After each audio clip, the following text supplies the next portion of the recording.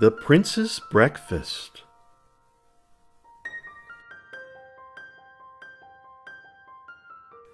In a faraway kingdom a long time ago, when breakfast was served, the prince shouted, "No!" He turned up his nose at omelets with cheese. He pooh-poohed the porridge, though his mother said, "Please." He zipped his hot chocolate. He ate his toast dry. But to all other offerings he said, "No, not I." "Alas," said the queen to her husband the king, "how can he grow when he won't eat a thing?" The king stirred his tea, and then after a sip, "I have it," he said. "We shall go on a trip." The very next day, preparations were started, and in less than a week, the royal household departed.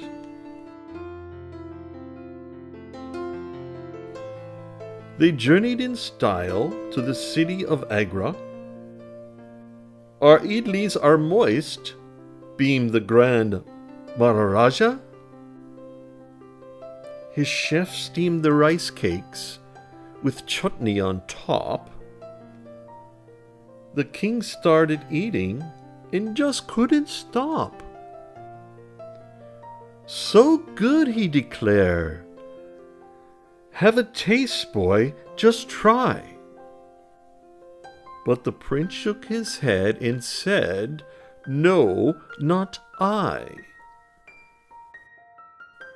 "Perhaps," said the host, "a dosa will do.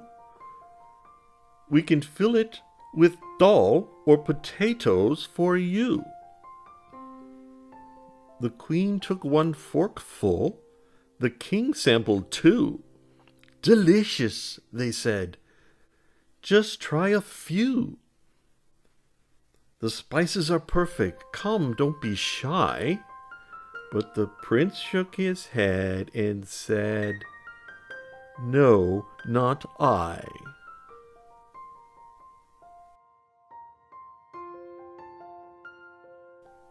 So the king declared, "To the west we shall go." He rolled out a map and announced, "Mexico." On the pier, people shouted, "Hello, buenos dias," and welcomed them warmly with trays of tortillas.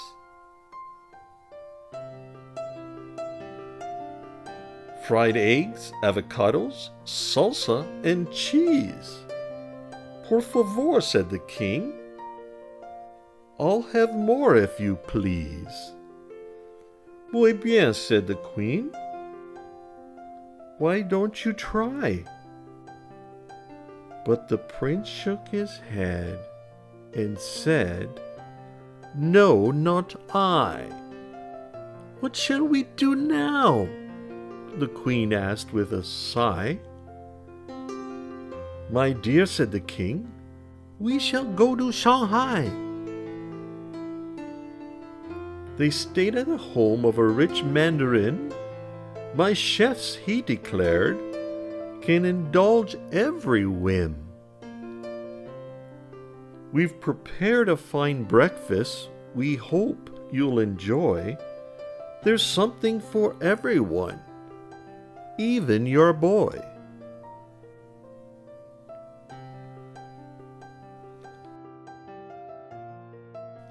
"Does the prince care for congee? Here, try a pot." With our very best pickles, the king ate a lot.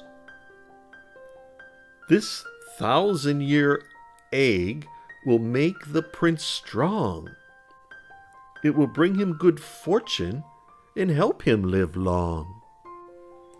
"Yes, indeed," said the king. "Come now, have a try." But the prince shook his head and said, "No, not I."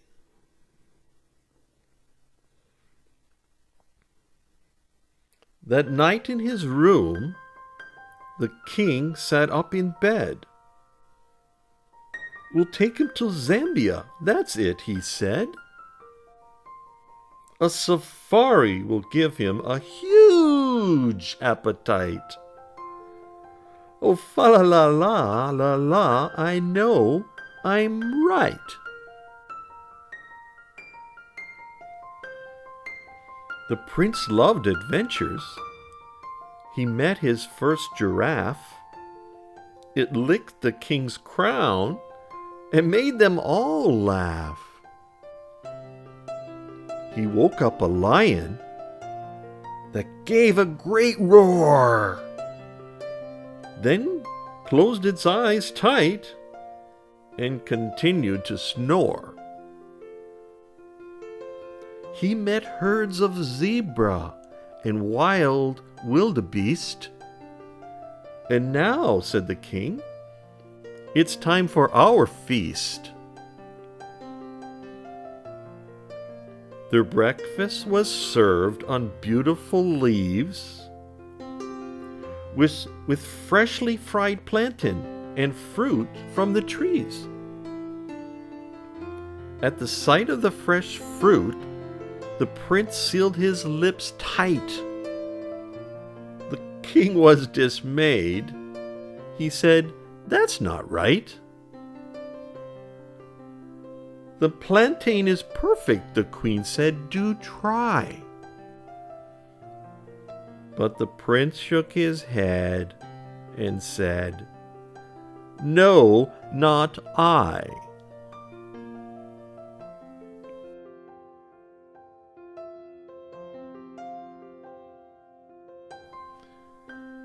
The queen was distraught. "Let's go home," she sighed. "Our boy is still picky, whatever we try." Just as she said this, a bright-eyed old man said, "Perhaps I can help. I believe that I can." Then he pulled out a red bottle from deep in his case. "What's this?" asked the prince. "It smells so delicious." "Oh dear," frowned the queen. "Are you sure it's nutritious?" "I think," said the man, "there's no cause for alarm. A dash of this ketchup will do him no harm." "I eat it with everything from rhubarb to rice." Said the prince. "It tastes really nice." He poured it on pancakes. He spread it on bread. The king was so happy he stood on his head. The queen gave a twirl and a trill of delight. Their banquet continued all day and all night.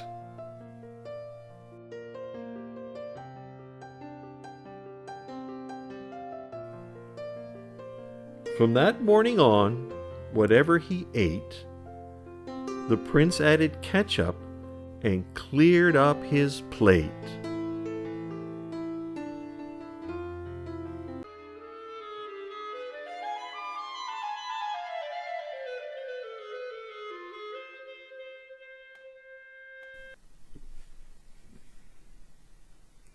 In a faraway kingdom a long time ago, when bedtime drew near, the prince shouted, "No!"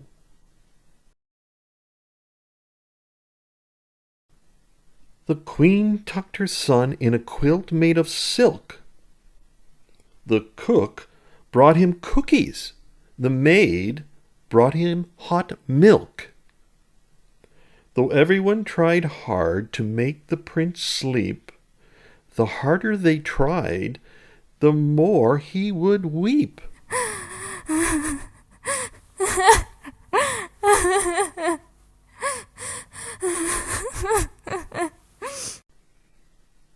"This cannot go on," said the king. "I am sure that somebody somewhere knows some sort of cure." So the next day he set forth a royal request to the north, to the south, to the east, and the west.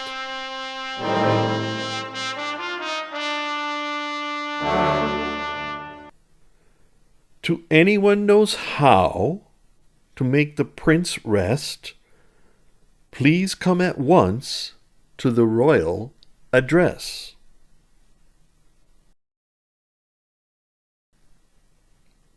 The first to arrive was a bearded physician who promised his medicine would cure the condition. The prince closed his lips as tight as he could be. "It's good," said the mother. "Just taste it and see." But the prince shook his head and pulled up the cover. The doctor said, "Watch, I'll give some to mother."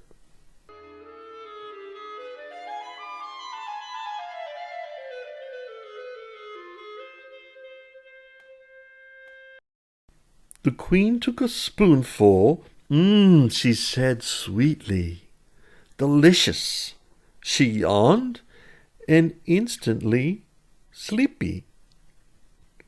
The couriers then followed their queen's fine example. They each took one sip, and that one sip was ample. They all licked their lips. It's so sweet. Then quick as a wink, they all fell asleep. Except for the prince, who heard them all snoring and said with disgust, "How perfectly boring." The next night 5 dancers arrived with musicians. "We'll dance till he's tired. Come, take your positions." The signal was given. The dancers began. Some say they danced, but really they ran. Around in a circle, first left and then right. They whirled and they twirled well into the night.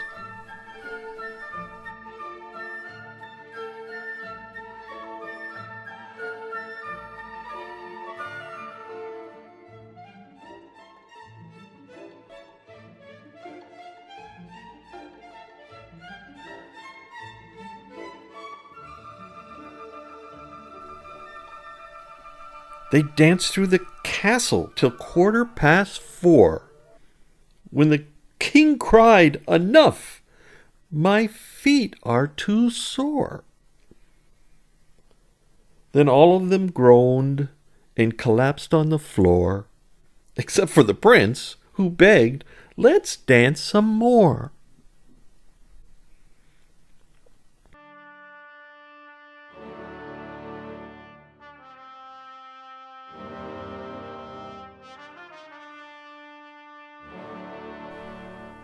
The next to arrive at the old castle gate was a mustached magician in high hat and cape.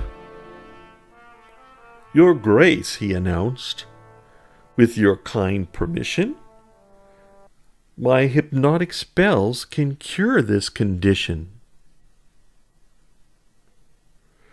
"Proceed," the king yawned.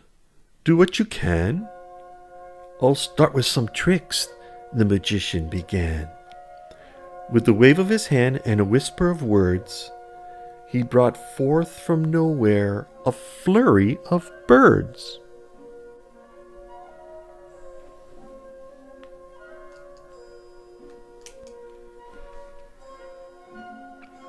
A bouquet of roses, a rabbit, of course, and last but not least, he brought forth a horse. "A horse in the castle!" the queen screamed. no more. Guards, called the king, show him the door. Oh, why? The prince cried. Can't I have a ride?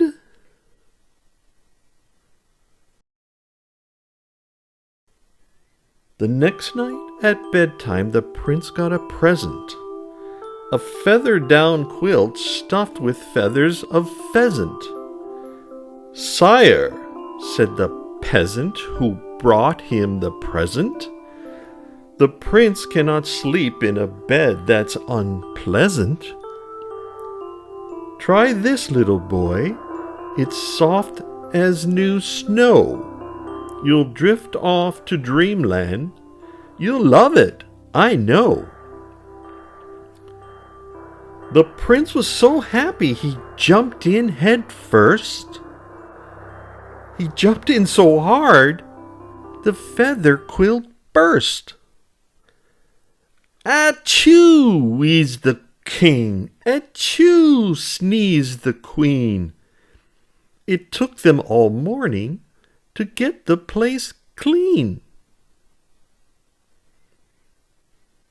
But the prince was so tickled he giggled all night.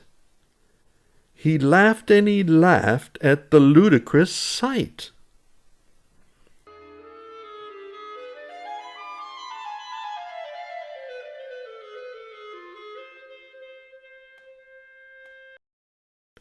Night after night they tried to amuse him. Night after night there was endless confusion. Jugglers tried juggling and jesters made gestures. Learned professors made countless conjectures. Nurse sang a lullaby, cook baked a cake. But alas, the small prince still stayed wide awake.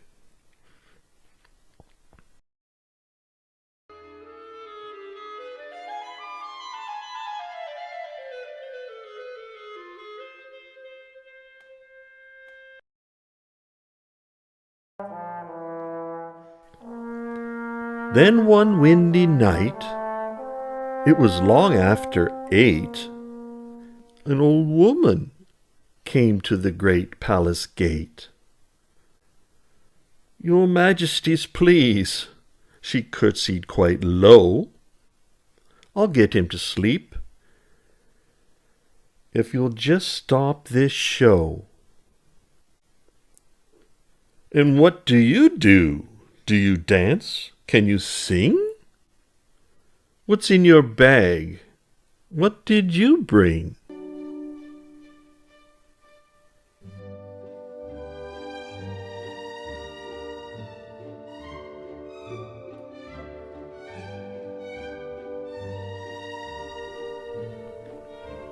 Of course I can dance, and I do love to sing.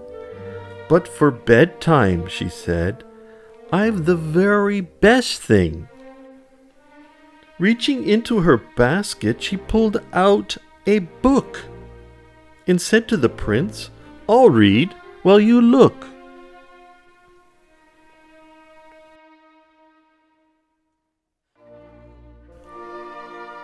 But where are the pictures? He asked in surprise.